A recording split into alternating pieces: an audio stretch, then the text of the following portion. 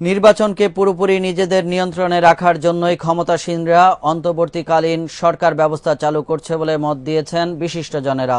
তারা বলেছেন, প্রশাসনকে দলীয়করণ করে এরই মধ্য দিয়ে নির্বাচনকে প্রভাবিত করার সব আয়োজনই সম্পন্ন করা হয়েছে।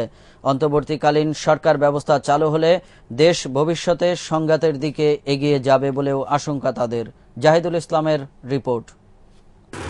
The Constitution 15th Amendment Bill 2011 সংসদে পাস হলো। তত্ত্বাবধায়ক সরকার পদ্ধতি বাতিল করে সংবিধানের ৫৫ সংশোধনের মধ্য দিয়ে বৃহস্পতিবার জাতীয় সংসদে পাশ করা হয় অন্তর্বর্তীকালীন সরকারের বিধান। নতুন এই বিধান অনুযায়ী সরকারের মেয়াদ শেষে নির্বাচন পূর্ববর্তী ৯০ দিন পর্যন্ত পদ এবং পদবি বহাল রেখেই শুধু রুটিন ওয়ার্ক অনুযায়ী অন্তর্বর্তী সরকার হিসেবে রাষ্ট্রীয় কাজ সম্পাদন করবে ক্ষমতাসীন দল। তবে বিশিষ্টজনরা বলছেন, বাংলাদেশের প্রেক্ষাপটে অন্তর্বর্তী সরকার তত্ত্ব অকার্যকর। একমাত্র তত্ত্বাবধায়ক সরকারের কথা বলা হচ্ছে এই জন্যে যে তত্ত্বাবধায়ক সরকার একটা নির্দলীয় সরকার হতো, তো ওই সরকার যে তখন যে যেটা থাকবে সেটা তো নির্দলীয় নয়।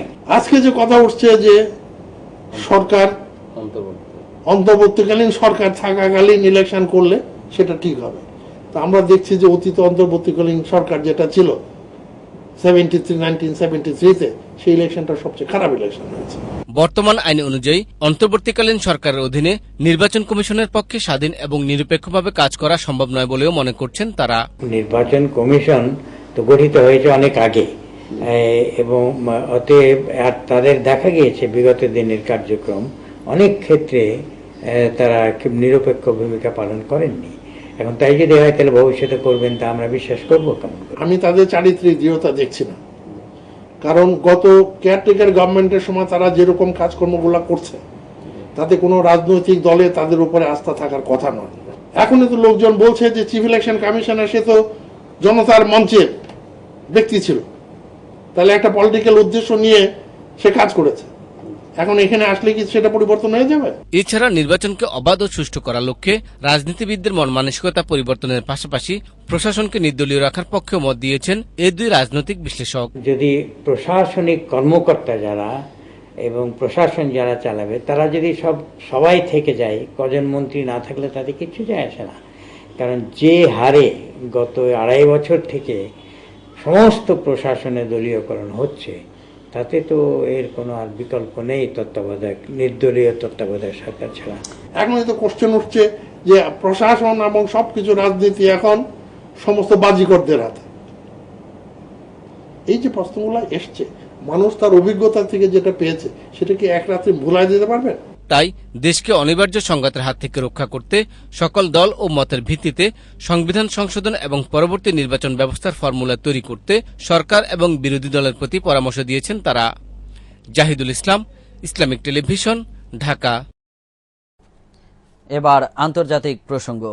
দীর্ঘ ৬ বছর পর থাইল্যান্ডে অনুষ্ঠিত সাধারণ নির্বাচনে বিরোধী দল বিপুল ভোটে জয়ী হয়েছে। এ বিজয়ে সাবেক প্রধানমন্ত্রী থাকসিন সিনাওয়াত্রার বোন ইনলাক সিনাওয়াত্রা থাইল্যান্ডের প্রথম নারী প্রধানমন্ত্রী হতে যাচ্ছেন। নির্বাচনী এ ফলাফলকে বিরাট রাজনৈতিক বিজয় উল্লেখ করেছেন লাল শার্ট আন্দোলনকারী বিরোধী দল। সানোয়ার পারভেজের ডেস্ক রিপোর্ট। সাগর পারের দেশ থাইল্যান্ডে দীর্ঘ ৬ বছর পরে অনুষ্ঠিত সাধারণ নির্বাচনে বিরোধী দল বিপুল ভোটে বিজয়ী হয়েছে। এ বিজয়ে সাবেক প্রধানমন্ত্রী থাকসিন সিনাওয়াত্রার বোন ইনলাক সিনাওয়াত্রা থাইল্যান্ডের প্রথম নারী প্রধানমন্ত্রী হতে যাচ্ছেন। বেসরকারি ঘোষণায় ৩১৩ আসনে জয় হয় পিও থাই পার্টি। ক্ষমতাসীন ডেমোক্র্যাট পার্টি পায় ১৫২টি আসন। নির্বাচনী এ ফলাফলকে বিরাট রাজনৈতিক বিজয় বলে উল্লেখ করেছে লাল শার্ট আন্দোলনকারী বিরোধী দল। গত কয়েক দশকের মধ্যে থাইল্যান্ডে সবচেয়ে ভয়াবহ সহিংসতার এক বছরের সামান্য বেশি সময়ের মধ্যে এ নির্বাচন অনুষ্ঠিত হল।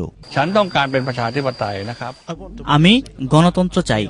আমরা এখন একতাবদ্ধ হয়েছি। আমরা মুক্ত কণ্ঠে কথা বলতে চাই। এবারের এ সাধারণ নির্বাচন দেশটির ভবিষ্যতের জন্য অত্যন্ত গুরুত্বপূর্ণ বলে মনে করছেন নির্বাচন বিশ্লেষকরা।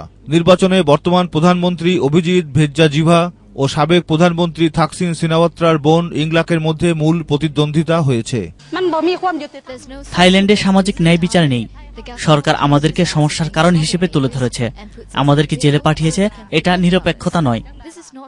২০০৬ সালে তৎকালীন প্রধানমন্ত্রী থাকসিনকে সেনা অভ্যুত্থানের মাধ্যমে ক্ষমতাচ্যুত করা হয়।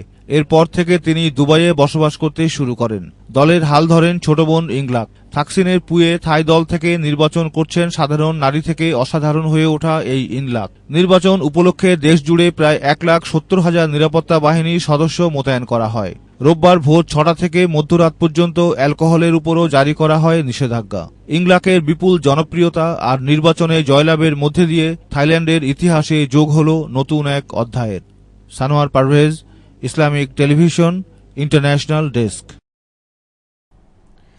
সুপ্রিয় দর্শক, এরই সঙ্গে শেষ করছি এবারের সংবাদ 7 দিন। এতক্ষণ আমাদের সাথে থাকার জন্য ধন্যবাদ আপনাদের সবাইকে। ভালো থাকুন, সুস্থ থাকুন। আল্লাহ হাফেজ।